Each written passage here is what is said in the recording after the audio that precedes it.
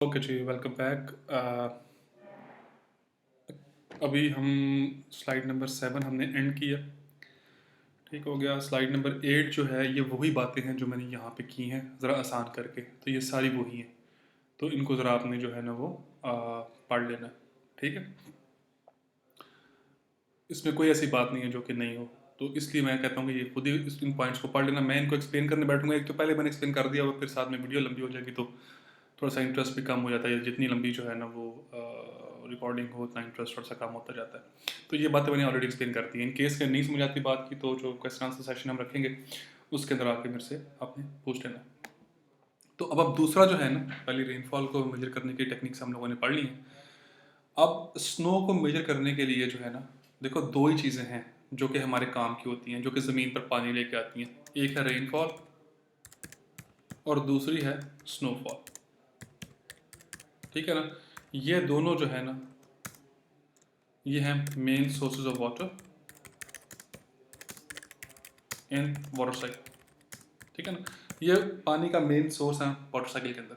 देखो अगर ये दो ही अगर मेन है तो फिर हमने क्यों पढ़ा कि ड्रिजल क्या होती है, हमने क्यों पढ़ा कि हेल स्टॉर्म होती है, क्यों पढ़ा कि स्लीट होती है।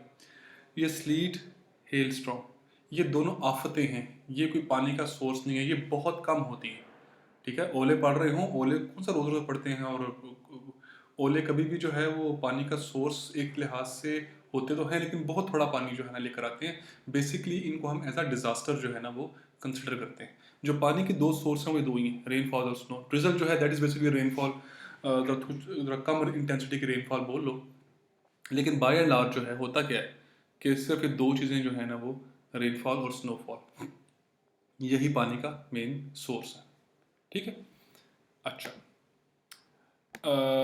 तो हमने रेनफॉल को मेजर करने का तरीकेकार पढ़ लिया कि रेनफॉल अगर आपने फील्ड के अंदर जो है ना उसको फाइंड करना है। रेनफॉल फाइंड करने से मतलब क्या है, आपने रेनफॉल की डेप्थ को और इंटेंसिटी को फाइंड करना है। तो उसके लिए आप लोगों ने तरीके पढ़ लिए कि हम रेन गेज को इस्तेमाल करते हैं। जो स्नोफॉल है उसको मेजर करना थोड़ा सा जो है कंपैरेटिवली मुश्किल है।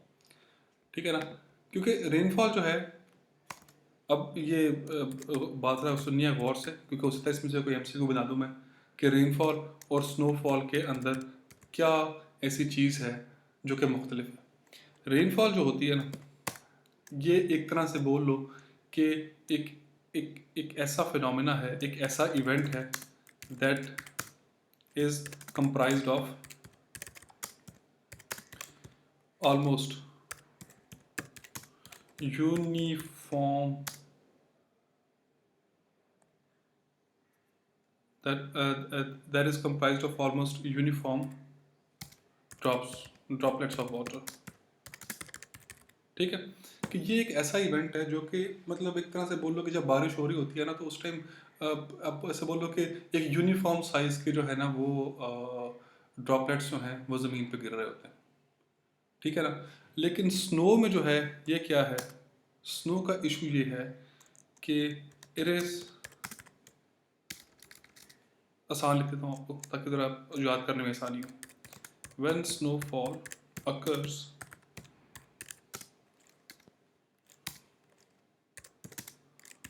the snowflake which fall on the surface of the earth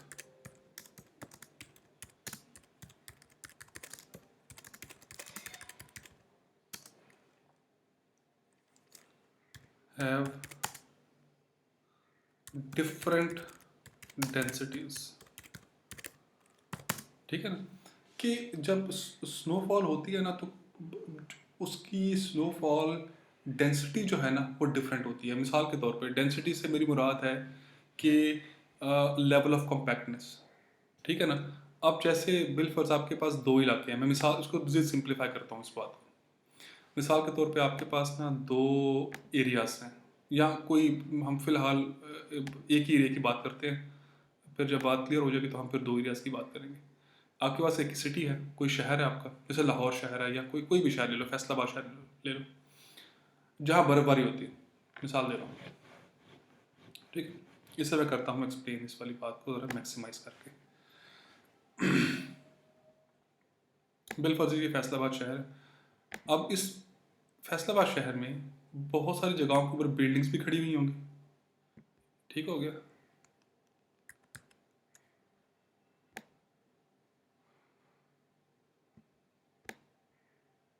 बहुत सारी जगहों पे बिल्डिंग्स भी खड़ी हुई होंगी और कई इलाके ऐसे होंगे कि जहाँ पे कोई आबादी नहीं होगी, कोई ऐसी चीज़ नहीं होगी जिन्हें हम रिमोट एरियाज बोलते हैं। ठीक है ना। ये बिल्कुल ये जो लाइन है जो मैं अभी ड्रॉ कर रहा हूँ, इस लाइन की लेफ्ट तरफ जो है वो अर्बन एरिया है और राइट तरफ जो है ना ये वाला एरिया जो है ये रूरल एरिया। ठीक है। जहाँ पे किसी किस्म की कोई जो है ना वो नहीं है, ऐसे बोल लो कि कोई किसी किस्म की आबादी नहीं है और कोई आता जाता नहीं है। ये है अर्बन रूरल एरिया। ठीक हो गया। ये रूरल फैसलाबाद है। हाँ।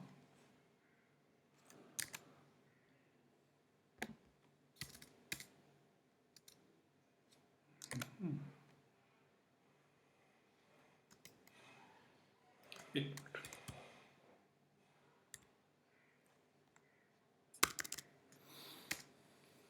ये है रूरल फैसलाबाद और ये वाली साइड कौन सी है? ये अर्बन है जहाँ पे आबादी शबादी रहती है। ठीक है। अब अगर इस शहर के ऊपर स्नोफॉल होगी ना तो जो शहर के अंदर जो बर्फ़ पड़ेगी वो ज़रा कम्पैक्ट फॉर्म में होगी। क्यों? कि शहर के अंदर जो है वो बसेस भी फिर रही हैं, गाड़ियाँ भी फिर रही हैं, लोग पैदल चल रहे हैं।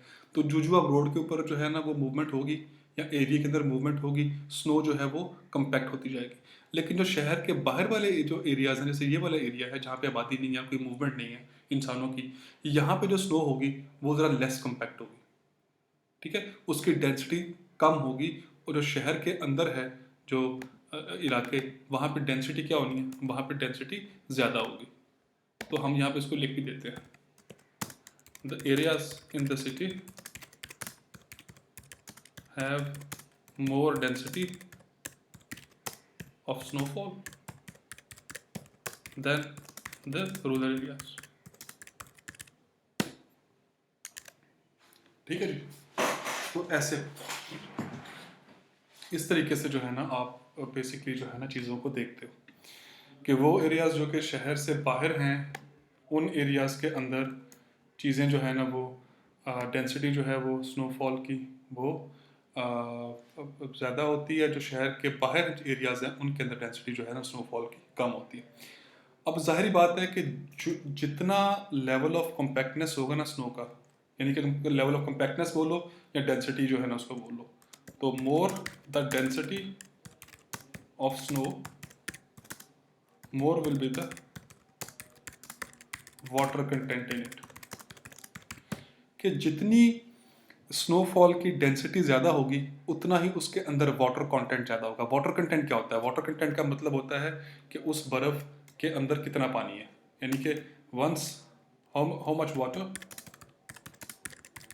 The snow will produce when melted. ठीक है। कि कितना पानी जो है वो स्नो बनाएगी जब वो मेल्ट हो चुकी होगी। ठीक है ना। So this is how I mean हम लोग जो है ना वो चीज़ों को जो है ना वो देखते हैं। ठीक है। यानी कि अगर स्नो जो है वो कम्पैक्ट फॉर्म में, यानी कि शहरों के अंदर जो है पानी ज़्यादा बनाएगी क्योंकि कम्पैक्ट फॉर्म में होगी। ठीक है।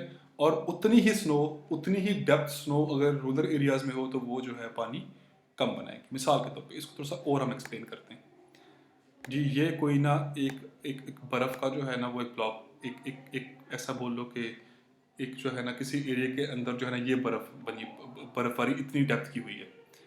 ठीक है। एग्जैक्टली इतनी ही डेप्थ की बर्फबारी जो है वो शहर के बाहर वाले अर्बन एरिया के अंदर हुई है। ठीक है ना।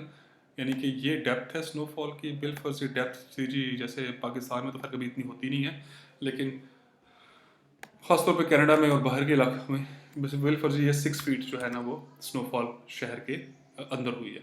ठीक है ना। इतनी डेप्थ है स्नो की शहर के अंदर। एग्जैक्टली इतनी ही डेप्थ जो है वो स्नोफॉल जो है वो रूरल एरिया के अंदर जो है वो हुई है। ठीक हो गया। ये भी 6 फीट है। ठीक है। अच्छा, अब जब ये बर्फ मेल्ट होगी ना ये ज़्यादा पानी बनाएगी एज कम्पेयर टू इस वाली बर्फ़ के, यानी कि इसका वाटर कंटेंट जो है ज़्यादा होगा, और एज कम्पेयर टू इस वाले के इसका जो वाटर कंटेंट है वो कंपैरेटिवली लेस होगा। ठीक है, सो इस तरह से जो है ना हम स्नोफॉल जो है ये मुश्किल क्रिएट करती है इंसानों के लिए, कि ये चीज़ों को जो है ना वो क्या करती है कि एक ही डेप्थ की चीज़ है, एक ही जो है ना वो नज़र आने वाली चीज़ है, लेकिन उसके अंदर पानी ज़्यादा है, बाकी के अंदर पानी जो है ना वो कम है। तो इस वजह से स्नोफॉल जो है it is comparatively difficult to determine as compare to the rainfall. ठीक है, लेकिन फिर हम ये कहते हैं कि रेनफॉल स्नोफॉल है, इसकी डेप्थ को हम एग्जैक्टली उस तरीके से फाइंड करते हैं जिस तरीके से हम रेनफॉल को फाइंड करते हैं। ठीक है, ये बात आपने याद रखनी है कि स्नोफॉल जो है, snowfall is measured in exactly the same manner as the rainfall. ठीक है, तो इस तरीके से जो है ना हम चीज़ों को जो है ना वो स्नोफॉल के लिए जो है वो करते हैं। अब कैसे फाइंड करना है स्नोफॉल को, जैसे रेनफॉल को किया था, रेनफॉल को हमने कैसे किया था। अब मैं वापस जो है ना उसी बात पे आता हूँ, उसी स्लाइड पे आता हूँ कि हमने तो जो रेनफॉल को तो हमने इनसे फाइंड किया था, इन तरीक़ों से। हम एग्जैक्टली इन्हीं तरीक़ों से जो है, इन्हीं गेजेस से हम स्नोफॉल को भी फाइंड करते हैं। ठीक है, पहले मैं थोड़े से पॉइंट पढ़ लूँ जो मैंने बोले हैं, क्योंकि काफ़ी लंबा जो है ना यहाँ पे मैंने लेक्चर दे दिया है, तो इधर से मैंने इसको कॉपी जो है ना वो नहीं बताया आपको, तो मैं पॉइंट बाय पॉइंट बोलता जाऊँगा। फिर जब बारी किस तरीके से उसको फाइंड करना है उस पर आएगी तो मैं उसको भी एक्सप्लेन कर दूंगा, लेकिन थोड़ा सा मैं बता दूं ताकि जो कि कुछ पॉइंट्स के अंदर ये बात आनी है, तो थोड़ा सा बता देता हूँ मैं आपको, ताकि चीज़ें जो है ना उस टाइम समझना जो है ना वो आसान हो। देखिए जी, हम करते ही होते हैं कि एग्जैक्टली यही वाली गेजेस जो है ना हम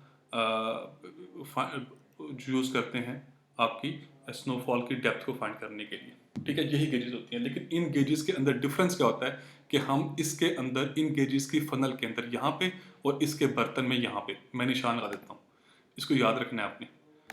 यहाँ पे इस फनल के अंदर फॉर नॉन रिकॉर्डिंग गेजेस और इस बर्तन के अंदर फॉर रिकॉर्डिंग गेजेस हम क्या डालते हैं, हम डालते हैं anti freezing agent.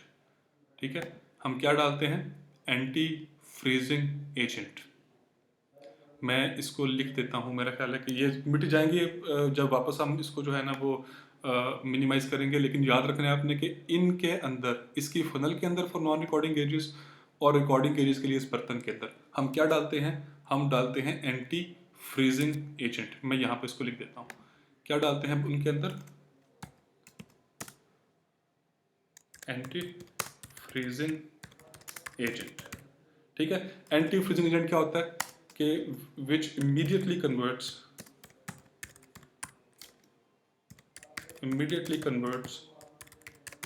freezing water या frozen water बोल लो इसको, frozen water, frozen snow बोलो, snow तो खैर वैसे ही होती है frozen, वैसे frozen water into liquid form, यानी कि जो इमीडिएटली स्नो को जो है पानी में कन्वर्ट कर दे उसको हम बोलते हैं एंटी फ्रीजिंग एजेंट।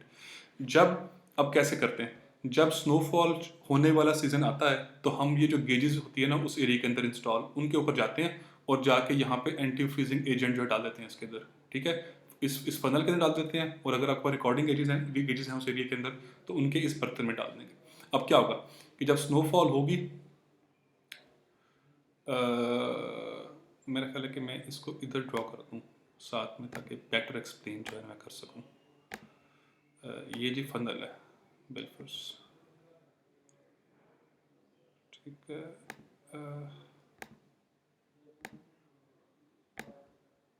मैक्सिमाइज भी करता हूँ।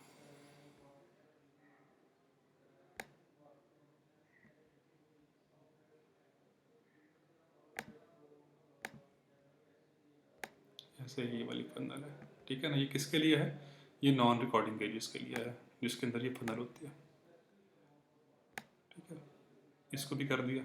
अब हमने इसमें जो है होता क्या है कि जब बारिश शुरू होने वाली, जब स्नोफॉल का सीज़न आने वाला होता है ना, हम क्या करते हैं कि जाके इन फनल को जो है एंटी फ्रीजिंग एजेंट से भर दिया जाता है इनको। ठीक है, यानी कि एक थोड़ी क्वांटिटी जो है ना उसके डाल आते हैं, उसके अंदर एंटी फ्रीजिंग एजेंट की डाल दी हम लोगों ने। इसके अंदर, ठीक है। और ऐसे ही अगर आपके पास रिकॉर्डिंग गेजेस हैं तो जो उनके अंदर जो बर्तन है उसकी कुछ शेप हमने इस तरीके से देखी है, तो मैं उसी तरह की शेप जो है यहाँ पे उसकी मिमिक करूँगा, तो कुछ इस तरह की शेप उसकी होती है। तो हम करते ये हैं कि उस बर्तन के अंदर भी जो है वो एक एंटी फ्रीजिंग एजेंट जो है वो डाल आते हैं, ठीक है ना जी।